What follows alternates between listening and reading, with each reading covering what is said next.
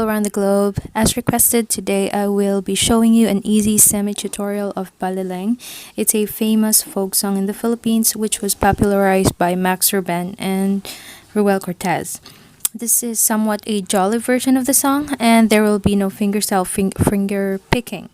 So you only need to use three chords, which are the chord of C, chord of G, and the chord of F. And I will be using the island strumming pattern all throughout the song, but please don't mind me doing it with the picking island strum style because I'm already accustomed to this style, and I can tell playing the island strum without picking the first note. So here's the lyrics with its chords to be followed by play along. Thank you.